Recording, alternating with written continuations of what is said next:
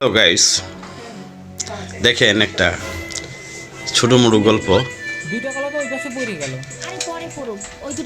এক ছেলে কলা নিয়ে চুরি করে কলা নিয়ে আসা ভাগাভাগি করতেছে গুরুস্থানে বসা। আরেক ছেলে দৌড় ফেরে আইসা ওয়ালে কান পাইতে শুনে যে ভাগাভাগি করতেছে, তুই একটা নে আমি একটা নেই, তুই দুইটা নে আমি দুইটা নেই। তে এইভাবে ওই লোকে শুনছে, শোনার পরে যে দৌড় মারছে, দৌড় মেরে বলে বন্ধু দেখা হয়েছে, বন্ধু বলতেছে কি হয়েছে দোষ, কয় গুরুস্থানে লাশ ভাগাভাগি করতেছে।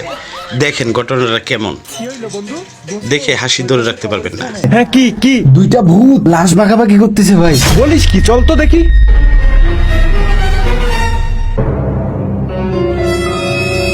দুইটা দুইটা তো পাইছিস, এবার এইটা ধর, তিনটা তোর তিনটা আমার, এই চারটা ধর আমার চারটা, হিসাব ঠিকঠাক আছে? হ্যাঁ হ্যাঁ ঠিক আছে। আচ্ছা বাইরে যে দুইটা আছে ওই দুইটারে কি করবি?